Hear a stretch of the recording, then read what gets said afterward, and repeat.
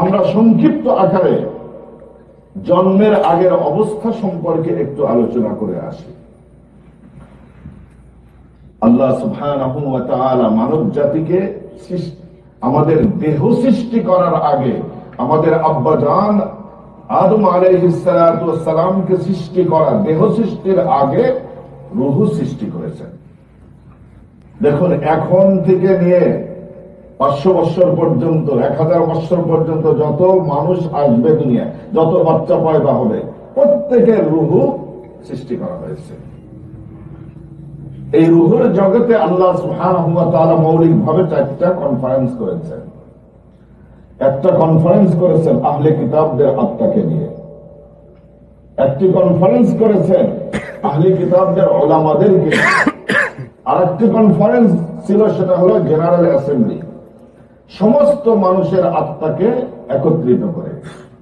আলাস্তু বিরাব্বিকুম ক্বালু বালা, তিনি জিজ্ঞেস করেছিলেন আমি কি তোমাদের রব নই? সবাই বলেছিলেন যে ক্বালু বালা, কেন আপনি আমাদের রব না? অবশ্যই আপনি আমাদের রব। এটা জেনারেল অ্যাসেম্বলি, জেনারেল কনফারেন্স ছিল। আর একটি কনফারেন্স ছিল, আল্লাহ সুবহানাহু ওয়া তাআলা সূরাতুল ইমরানের 81 নম্বর আয়াতে এই কনফারেন্সের কথা উল্লেখ করেছেন। সেটি কি? শুধুমাত্র নবীগণের, ভবিষ্যৎ নবীগণের আত্মাদেরকে নিয়ে এই কনফারেন্স হয়েছিল। আদম আলাইহিস সালাতু ওয়াস সালাম থেকে নিয়ে সাইয়্যিদনা ঈসা আলাইহিস সালাতু ওয়াস সালাম পর্যন্ত যত নবী দুনিয়ায় ভবিষ্যতে আসবেন তাদের আত্মাকে নিয়ে আল্লাহ সুবহানাহু ওয়া তাআলা এই কনফারেন্স করলেন আলমে আরওয়াহ। وَإِذْ أَخَذَ اللَّهُ مِيثَاقَ النَّبِيِّينَ لَمَا آتَيْتُكُم مِّن كِتَابٍ وَحِكْمَةٍ। وَإِذْ أَخَذَ اللَّهُ, ওই সময়ের স্মরণোপযোগী, مِيثَاقَ النَّبِيِّينَ, যখন আল্লাহ সুবহানাহু ওয়া তাআলা প্রমিস নিলেন, শপথ নিলেন, কাদের থেকে? মিসাকান নবিয়্যিন, ভবিষ্যৎ নবীগণের থেকে, ভবিষ্যৎ নবীগণের আত্মার থেকে তিনি প্রমিস, তাদেরকে প্রমিস করালেন। কি প্রমিসটা ছিল? লামা আতাইতুকুম মিন কিতাবিন ওয়া হিকমা, হে আদম আলাইহিস সালাম, হে ঈসা, হে মূসা, হে ইব্রাহিম, হে ইউসুফ, হে ইয়াকুব আলাইহিমুস সালাম, আমি তোমাদেরকে নবুয়ত দান করব, আমি তোমাদেরকে রিসালাত দান করব, আমি তোমাদেরকে হিকমত দান করব, আমি তোমাদেরকে উইজডম দান করব, আমি তোমাদেরকে কিতাব দান করব, আমি তোমাদেরকে শরীয়ত দান করব, তবে একটি শর্ত সাপেক্ষে, কন্ডিশনের সাথে। সেই কন্ডিশনটা কি? তুম্মা জাআকুম রাসূলুন, তোমাদের সবার শেষে একজন রাসূল এই দুনিয়াতে আসবেন, মুসাদ্দিকুল লিমা মাআকুম, যিনি তোমাদের প্রত্যেকের নবুয়তের সত্যতা প্রমাণ করবেন। তোমরা সত্য নবী ছিলা সে কথা তিনি ঘোষণা করবেন। সুবহানাল্লাহ। তুম্মা জাআকুম রাসূলুম মুসাদ্দিকুল লিমা মাআকুম লা তু'মিনুন্না বিহি ওয়া লা তানসুরুন্না, যদি তোমাদেরকে ওই নবীর জামানাতে পাঠানো হয় তাহলে নিজের দায়িত্ব, নবুয়তের দায়িত্বকে স্থগিত করে তোমরা ওই নবীর উপর ঈমান আনবে। ওয়া লা তানসুরুন্না, এবং ওই নবীকে তোমরা সাহায্য করবে, সহযোগিতা করবে, তোমরা হেল্প করবে। আল্লাহ সুবহানাহু ওয়া তাআলা এই কন্ডিশন চাপিয়ে দিলেন। এরপরে নবীগণ, আল্লাহ সুবহানাহু ওয়া তাআলা বললেন, ক্বালা আ'আকরারতুম, তোমরা এই স্বীকৃতি দান করলে?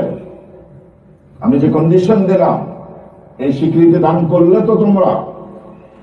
সমস্ত নবীগণের আত্মা সমস্যায় বললেন ক্বালু আকরারনা, হে আমাদের মহান রব্বুল আলামিন, আমরা এর প্রতিশ্রুতি দিলাম, স্বীকৃতি দান করলাম, এবং আমরা এই কন্ডিশনকে, এই শর্তকে মেনে নিলাম।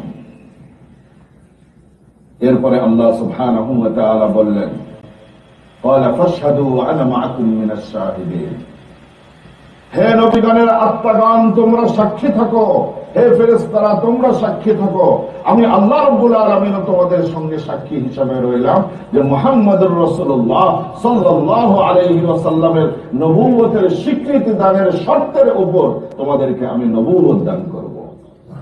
সুবহানাল্লাহ। সমস্ত নবীগণের এর অর্থ হলো এই দাঁড়ায়, নবী অন্যান্য নবীগণের নবুয়ত এটা হলো মুহাম্মদুর রাসূলুল্লাহ সাল্লাল্লাহু আলাইহি ওয়াসাল্লামের নবুয়তের স্বীকৃতি দানের উপর এটা হলো ভিত্তি করে তাদেরকে নবুয়ত দেওয়া হয়েছে। সুবহানাল্লাহ। আল্লাহ সুবহানাহু ওয়া তাআলা নবী আলাইহিস সালাতু ওয়াস সালামের স্ট্যাটাসটা কোথায়, আল্লাহ মর্যাদাটা কোথায় দিয়েছেন। সেই জন্য কিয়ামতের পূর্বে সাইয়্যিদনা ঈসা আলাইহিস সালাতু ওয়াস সালাম দুনিয়াতে আসবেন। এটা হলো মুসলমানদের অন্যতম একটি আকীদা। এখন প্রশ্ন জাগে, ঈসা আলাইহিস সালাতু ওয়াস সালাম যে আসবেন, তিনি তো একজন স্বতন্ত্র রাসূল, স্বতন্ত্র নবী, কিতাবওয়ালা নবী, শরীয়তওয়ালা নবী। তিনি এসে কি ইনজিলের বাণী মানুষের দ্বারে দ্বারে পৌঁছাবেন নাকি কোরআনের বাণী পৌঁছাবেন? প্রশ্ন জাগে কিনা, কোনটা পৌঁছাবেন? ঈসা আলাইহিস সালাতু ওয়াস সালাম কোরআনের বাণী দুনিয়াতে পৌঁছাবেন। কেন? তিনি তো একজন স্বতন্ত্র নবী। নবী আলাইহিস সালাতু ওয়াস সালাম এই জন্য বলেন, লাউ কানা মূসা হাইয়ান লামা ওয়াসিআহু ইল্লা ইত্তিবাই। আজকের আমার নবুয়তের পিরিয়ডে যদি মূসা আলাইহিস সালাতু ওয়াস সালাম এর মতো জলিলুল কদর পয়গম্বর কালিমুল্লাহ এবং আহলে কিতাবের যিনি নাকি ফাউন্ডার বলা হয়, সেই আহলে কিতাবদের ফাউন্ডার নবী, তৌরাতওয়ালা নবী, শরীয়তওয়ালা নবীও যদি আজকে আমার নবুয়তের পিরিয়ডে আসতেন, তার জন্য আমার অনুসরণ করা ছাড়া দ্বিতীয় কোনো রাস্তা বাকি থাকতো না। এই জন্য ঈসা আলাইহিস সালাতু ওয়াস সালাম কোরআনের বাণী দুনিয়াতে প্রচার করবেন। কোন সুন্নাহকে তিনি এস্টাবলিশ করবেন? মুহাম্মদুর রাসূলুল্লাহ সাল্লাল্লাহু আলাইহি ওয়াসাল্লামের সুন্নাহকে তিনি এস্টাবলিশ করবেন। তিনি হলেন আমার আপনার নবী মুহাম্মদুর রাসূলুল্লাহ সাল্লাল্লাহু আলাইহি ওয়াসাল্লাম। এই নবীকে আল্লাহ সুবহানাহু ওয়া তাআলা দুনিয়াতে যখন পাঠালেন, আমরা ইতিহাসের সবাই কম বেশি পড়েছি, সারা পৃথিবীর মাঝে, পৃথিবীর পটভূমিতে এক বিপ্লবিক পরিবর্তনশীল হয়ে গেল। এই জমিনে যেমন পরিবর্তন হয়েছে, আকাশে পর্যন্ত পরিবর্তন হয়েছে। আকাশে কি পরিবর্তন হয়েছে? রাসূল করিম সাল্লাল্লাহু আলাইহি ওয়াসাল্লামের নবুয়তের পিরিয়ডের আগে জিন শয়তানরা, আকাশের দরজা খোলা ছিল, জিন শয়তানরা ঊর্ধ্বগমনে উঠে ফেরেশতা, দায়িত্বপ্রাপ্ত ফেরেশতাদের মশওয়ারাকে চুরি করে এনে মানবদের কাছে তারা পৌঁছে দিত।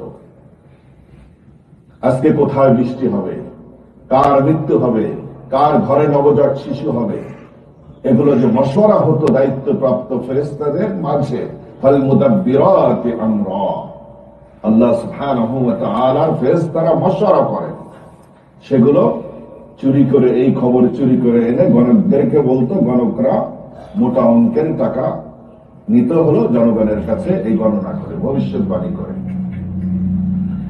হঠাৎ করে তারা ঊর্ধ্বগমনে উঠতে চায়, কিন্তু অগ্নিস্ফুলিঙ্গ নিক্ষেপ করে তাদেরকে আকাশ থেকে তাড়িয়ে দেওয়া। কি হলো? পৃথিবীর আকাশের এই পরিবর্তন কেন এলো? আল্লাহ সুবহানাহু ওয়া তাআলা বলেন, ইন্না যায়্যানাস সামাআদ দুনিয়া বিজিনাতিল কাওয়াকিব ওয়া হিফযাম মিন কুল্লি শাইতানিন মারিদ লা ইয়াসমাউনা ইলাল মালাইল আ'লা ওয়া ইউকযাফুনা মিন কুল্লি জানিব দুহুরান ওয়া লাহুম আযাবুন ওয়াসিব। আমি এই দুনিয়ার আকাশকে সৌরজগৎ দিয়ে, তারকারাজি দিয়ে আমি সুশোভিত করেছি। ওয়াহিফযাম মিন কুল্লি শাইতানিন মারিদ, এবং আকাশকে আমি আল্লাহ সুবহানাহু ওয়া তাআলা কিয়ামত পর্যন্তের জন্য বিতাড়িত শয়তানদের হাত থেকে আমি রক্ষা করেছি। আকাশের দরজা আছে। আকাশের দরজা কোথায় কেউ আমরা বলতে পারবো? কোন জায়গায় আকাশের দরজা?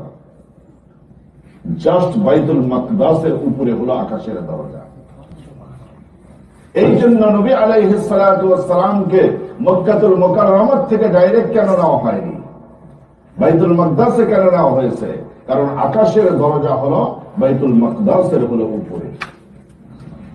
আল্লাহ সুবহানাহু ওয়া তাআলার নবীকে যখন জিবরিল আমিন নিয়ে যান, ফাস্তাফতাহ জিবরিল, মুসলিম শরীফের হাদিসে আসছে যে জিবরিল আমিন প্রত্যেকটি আকাশে গিয়ে দরজার কড়া মেরেছেন। জিজ্ঞেস করা হয়েছে মান আনতা ওমান মাআকা, আপনি কে, আপনার সঙ্গে কে? জিবরিল আমিন বলেছেন আমি জিবরিল ফেরেশতা, আমার সঙ্গে মুহাম্মদুর রাসূলুল্লাহ সাল্লাল্লাহু আলাইহি ওয়াসাল্লাম। এরপরে জিজ্ঞেস করেছেন দ্বাররক্ষী ফেরেশতারা যে তাকে আনার জন্য আপনাকে পাঠানো হয়েছে? হযরত জিবরিল বলেছেন হ্যাঁ, আমাকে পাঠানো হয়েছে তাকে আনার জন্য। এরপরে আকাশের দরজা খোলা হয়েছে। ওয়াহিফযাম মিন কুল্লি শাইতানিন মারিদ, কিয়ামত পর্যন্তের জন্য আমি আকাশের দরজা বন্ধ করে দিলাম। লা ইয়াসমাউনা ইলাল মালাইল আ'লা, আর জিন শয়তানরা আর ঊর্ধ্বগমনে উঠে ঊর্ধ্বগমনের ফেরেশতাদের আর কোন কথাকে মশওয়ারাকে চুরি করে নিয়ে আসতে পারবে না। যদি আনতে যায় ওয়ায়কুযাফুনা মিন কুল্লি জানিব দুহুরাম ওয়া লাহুম আযাবুন ওয়াসিব, তাদেরকে অগ্নিস্ফুলিঙ্গ নিক্ষেপ করে তাদেরকে সেখান থেকে তাড়িয়ে দেওয়া হবে। নবী আলাইহিস সালাতু ওয়াস সালামের আগমনের পরে আল্লাহ সুবহানাহু ওয়া তাআলা আকাশকে সিল করে দিলেন। তাহলে আকাশের মাঝেও বিপ্লবিক পরিবর্তন এলো। তারিখের কিতাবে আসছে যে পারস্য সম্রাটের রাজপ্রাসাদের 12টি গম্বুজ নবী আলাইহিস সালাতু ওয়াস সালামের জন্মের সাথে সাথে সেগুলো হলো সেরাতে ভূমিকম্পন হয়ে সেগুলো সব ধসে পড়ল। তারা যে আগুনের পূজা করত, আমাদের দেশেও কিন্তু আগুনের পূজা আছে। আমরা বাংলাদেশে মুসলমান হয়েও আগুনের পূজা করি। আগুনের পূজা আছে কিনা?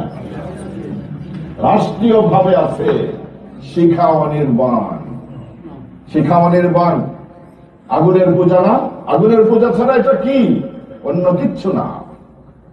তাদের এরকম 1000 বৎসর পর্যন্ত এই তাদের শিখা অনির্বাণ কখনো নির্বাপিত হয়নি।